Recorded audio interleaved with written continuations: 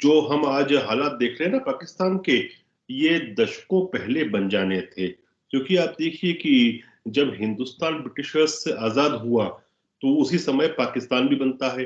और हिंदुस्तान ने जिस तरह से रिफॉर्म किए, सबसे बड़ा जो रिफॉर्म था वो जमींदारी सिस्टम का अबॉलिशमेंट किया गया। फिर मिलिट्री को अपने बैरक्स में रखा गया, डेमोक्रेटिक इंस्टीट्यूशंस को एस्टेब्लिश किया गया। पाकिस्तान में ये सब कुछ भी नहीं हुआ। पाकिस्तान में वो आज भी उनके वडेरे होते हैं, आज भी उनके जागीरदार होते हैं, और उनकी खुद की प्राइवेट मिलिशिया होती है, खुद की प्राइवेट जेल्स होती है। तो जब ऐसा सिस्टम होता है ना, तो एक वो बनाना रिपब्लिक है जो अपने आप चल रहा है जितना चल रहा है। लेकिन फिर भी आपने देखा होगा कि बीच बीच के ऐसे पीरियड आते रहे जहां वहां पर आर्थिक खुशहाली आती रही। कभी आपने देखा होगा कि जियाउल हक के समय वहां थोड़ा हालात अच्छे हो गए, फिर परवेज मुशर्रफ के समय हो गए। लेकिन इसके पीछे ऐसा नहीं था कि पाकिस्तान की इकोनॉमी जो थी वो एकदम से बूमरैंग हो गई थी, या पाकिस्तान ने बहुत अच्छा परफॉर्मेंस किया था, इकोनॉमिक या पॉलिटिकल डेमोक्रेटिक रिफॉर्म्स लाए थे। वो सब कुछ भी नहीं हुआ था। हुआ ये था कि जियो पॉलिटिक्स जो थी उसमें पाकिस्तान को जरूरत पड़ रही थी, कि भू राजनीति में पाकिस्तान के भूखंड की आवश्यकता पड़ रही थी दुनिया को। क्योंकि अफगान वॉर जब हुआ तब उनकी आवश्यकता अमेरिका को, सीआईए को एज अ बेस की तरह जरूरत पड़ी। तो वहां पर से डॉलर का इन्फ्लो शुरू होने लगा, स्टॉक मार्केट भी उठा, इन्वेस्टमेंट भी आया, इंफ्रास्ट्रक्चर भी बना।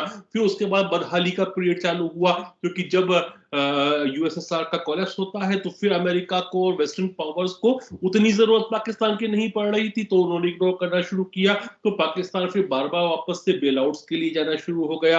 आईएमएफ के पास पूरी शरायतें भी नहीं करता था, लेकिन फिर भी बार बार जाता था, पैसे मांगने लगा उनसे। फिर वापस ये हुआ कि 2002 में जो ट्विन टावर्स पे हमला हुआ, और फिर जॉर्ज बुश जो द्वितीय थे, उन्होंने अफगानिस्तान पे जो वॉर की, उसके बाद इराक पे वॉर की। फिर उनको पाकिस्तान की जरूरत थी, परवेज मुशर्रफ का समय था। फिर वापस पैसे की आमद आना शुरू हुई और वहां फिर खुशहाली आने लगी। तो आप ये देखिए कि पाकिस्तान की इकोनॉमी वॉर प्रॉफिटरिंग के ऊपर बेस्ड थी, न कि डोमेस्टिक जीडीपी प्रोडक्शन पर, न इंडस्ट्रियलाइजेशन पर, न किसी प्रकार के रिफॉर्म्स पर। टैक्स नेट को आप उठा के देखिए तो टैक्स नेट नाम की कोई चीज ही नहीं है। जो सबसे अमीर लोग हैं वो सबसे कम पैसा देते हैं, बाकी जो है गरीबों के ऊपर टैक्स लग जाता है, जो बुनियादी चीजें खरीदते हैं उनके ऊपर। तो इस प्रकार से पाकिस्तान ने अभी भी अपने आप को फ्यूडल सोसाइटी की तरह रखा। फिर मुझे लगता है आप अच्छा प्रकाश डालेंगे, क्योंकि मैं उनके साथ कई बार बैठा हूं, अच्छा उनका एनालिसिस रहता है।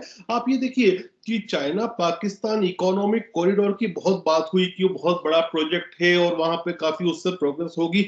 मुझे लगता है प्रोग्रेस हो सकती थी, लेकिन मैं शुरू दिन से एक बात कह रहा था कि सीपैक कंप्लीट नहीं होगा। वो कंप्लीट इसलिए नहीं होगा क्योंकि वहां की मिलिट्री और वहां का एडमिनिस्ट्रेशन, उसमें भी वही लोग भरे हुए हैं जो जमींदार बैकग्राउंड से हैं।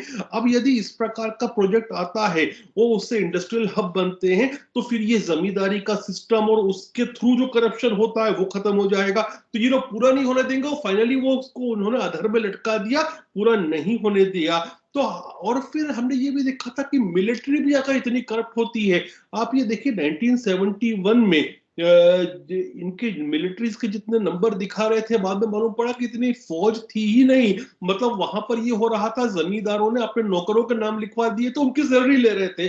तो एक देश जो इतना करप्ट होगा, एक देश जो फ्यूडल सोसाइटी बन के रहेगी, और उसके साथ साथ वो अपने अपने देश में ये सोचकर कि सांप पाल ले, आतंकवादी बनाकर अपने युवाओं को गुमराह करके उनकी जिंदगियां खराब करके, दीन इस्लाम को बदनाम कर कर, दीन इस्लाम का गलत उपयोग करके, और सोचेंगे कि पड़ोस में तकलीफ देंगे तो वो सांप, उन सांपों ने हमको तो काटा थोड़ा बहुत, लेकिन हमने अपने आप को बीफअप करके रखा, अपनी सिक्योरिटीज को बीफअप कर लिया। अब वो सांप उनको डस रहे हैं। अब इन सब चीजों का कॉम्बिनेशन, पॉलिटिकल इनस्टेबिलिटी, एक corrupt army, corrupt system, corrupt administration, आतंकवाद आपके यहाँ पे बैठे हैं। जो भी देश इतना ज्यादा कट्टरपंथी होगा, कट्टरपंथ जो होता है ना, वो हमेशा विध्वंस करता है। तो उसमें आप अपनी आवाम को एकदम कट्टरपंथ की अफीम चटाना शुरू कर दी। तो ये होना होना था, लेकिन ये बहुत पहले होना था जो अब हो रहा है।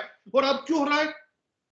नहीं, नहीं, इस पे देखिए, देखिए देखिए ये क्या हो रहा है। ये आज क्यों हो रहा है कि आज दुनिया को पाकिस्तान की जरूरत नहीं पड़ रही है, क्योंकि अब जो है ना, मेन टारगेट चाइना है। चाइना से इनकी एक तरह की दोस्ती भी है, और कर सकता है तो इंडिया कर सकता है। तो अब आज इनके हालात खराब है, तब भी आईएमएफ इनको पैसा नहीं दे रहा, तब भी इनको अमेरिका पैसा नहीं दे रहा। यहां तक कि ये हुआ कि इस्लाम के नाम का मिसयूज करके जिन अरब मुमालिकों से इन्होंने खूब पैसा बटोरा, वो भी समझ गए कि ये बार बार बेवकूफ बनाते हैं, अब वो भी बेवकूफ नहीं बन रहे। अब क्या हुआ है कि वो स्थिति पे आ गए, कोई देने को भी तैयार नहीं है। तो हो सकता है कि पाकिस्तान डिफॉल्ट कर जाए।